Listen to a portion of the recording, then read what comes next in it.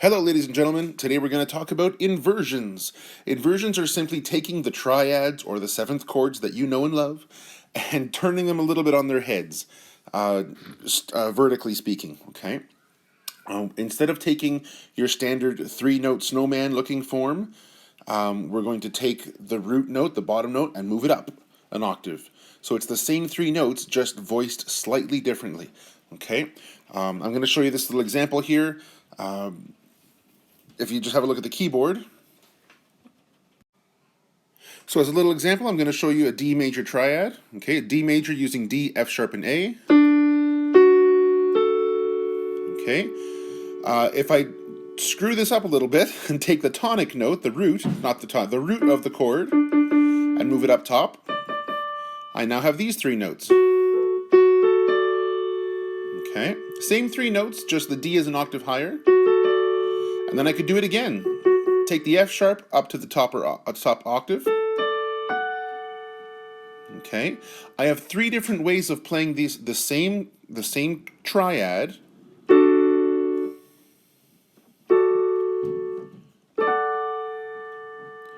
And it sounds slightly different based on how I'm voicing it, what inversion I'm using to play these notes. Okay, so into the actual lesson, the gray area. When the root note is the lowest note, the way you're used to seeing it, okay, your sort of snowman shape, we have what's called a root position. Okay, so in here you can say root position, and the root position chord looks like a snowman. It's everything's stacked right on top of itself. All three notes are. It looks like a snowman. Okay, it's my simple visualization. And then we have when the third is in the bass, as in when we've taken that root note up the octave, we have what's called a first inversion. First inversion. Okay, where instead of your snowman, you've taken the lower guy up the octave. All right, and you end up with a shape that looks like this. You have the third and fifth, and the root is up top, sort of on its own, separated a little bit. Okay. And when we have the fifth in the lowest note as the bass, the lowest pitch, we have a second inversion. Okay, and that one looks like this. You have the fifth in the bottom, the root and third on their own up top. All right. So hopefully that makes sense visually. Let me just get another pen marker here, and I can label these a little bit. Okay, the root is here, the third, and the fifth. The root is in the middle on the second inversion, the third, and the fifth. Okay, hopefully that makes visual sense. And you'll see, we'll do a couple examples together, all right, to hopefully make it a little more clear. In the not that it's rare event, but sometimes when you have seventh chords, as you know, are 4-note chords. You can have a third inversion, okay? And I'll show you an example of one of those in a minute. Actually, I'll show it to you now, okay? Let me turn on the camera one more time. Okay, so when I have a seventh chord, I'll take a dominant seventh, and I'll stay in D, just because that's what we were doing before. D, F sharp, A, and the dominant seventh, a minor seventh is C natural, okay?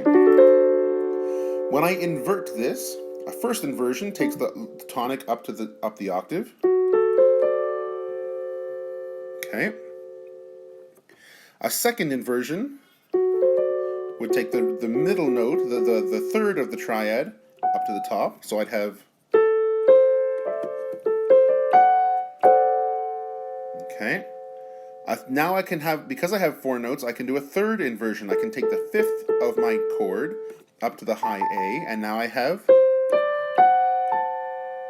okay, C, D, F sharp, A is a third inversion. You cannot have a third inversion with just a standalone triad, because when you invert a second inversion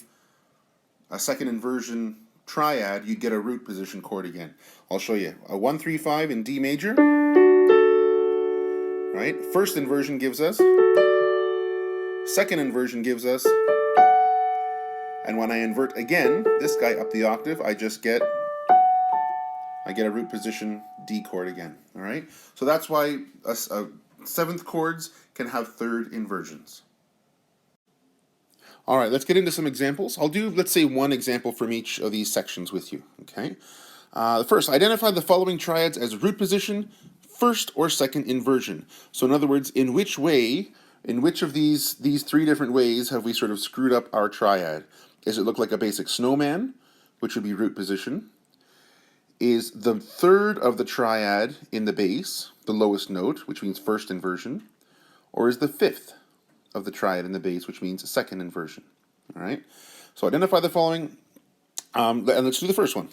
Okay, you can see that this is not a regularly stacked snowman. Okay, if it was, it would be root position. What I can do here is visually reinterpret this or translate this into a root position triad so I can see which note is the root, which is the third, which is the fifth. And that's a really good strategy for figuring out which inversion these triads are in.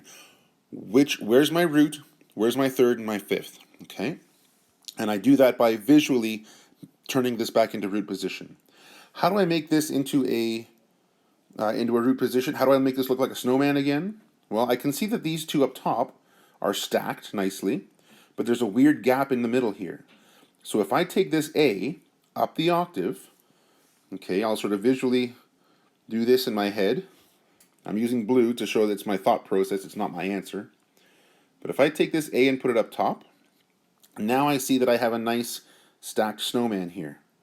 Okay, so now I can understand that my root is in fact the D. Okay, my third and my fifth is the A. So my fifth is the lowest pitching note, or it's the quote-unquote bass note, all right? And I see in the gray box when the fifth is in the bass, we have a second inversion. This is a second inversion triad. Okay. All right, and that's the thought process, that's the thinking that you should go through to figure out which of these triads is in which position, okay?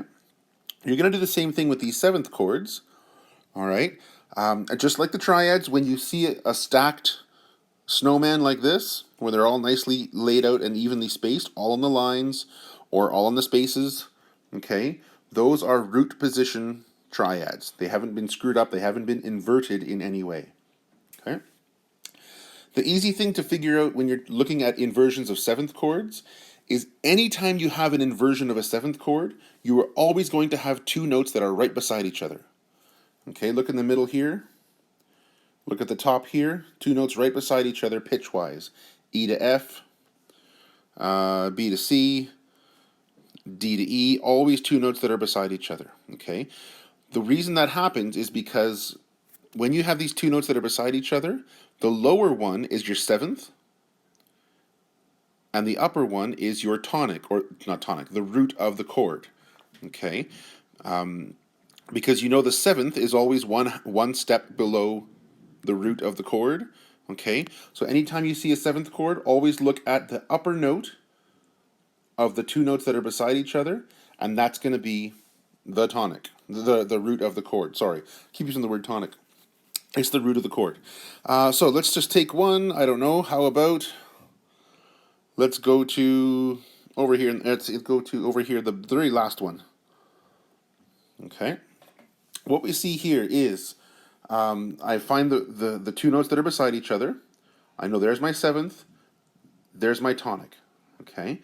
1, 3, 5, and this would make a snowman if I were to take that low D, and move it here, right? Now I have a perfectly stacked snowman. That just further demonstrates that this is in fact the root of my chord, okay? So when I need to label this as what inversion it is, right? The seventh being the lowest pitching note, all right? Remember, we have seventh chords may be inverted in the same way. When the seventh is in the bass, or when the seventh of the chord is the lowest pitching note, as we have in this case, right? This is a third inversion seventh chord. Okay. All right. I will let you do the bottom section on your own. Write the first and second inversions of each root position triad given below. Okay, so you just take these same notes, screw them up into first inversion, screw them up again into second inversion. You can go, you can transpose, you can invert up or you can invert down. So for example, you can take the A for a first inversion triad. You can take the A up the octave and rewrite the chord. And for a second inversion, you can take the original, move the fifth down the octave over here. Okay, just if you want to avoid using too many ledger lines, that's all good. And then do the same thing with the seventh chords at the bottom. Write first, second, and third inversions of these two seventh chords. There are 3 other ways you can voice those 4 notes. Okay, I'll leave it to you. Off you go. Let me know if you have any questions, and I'll catch you in the next lesson. Take care, guys. Bye.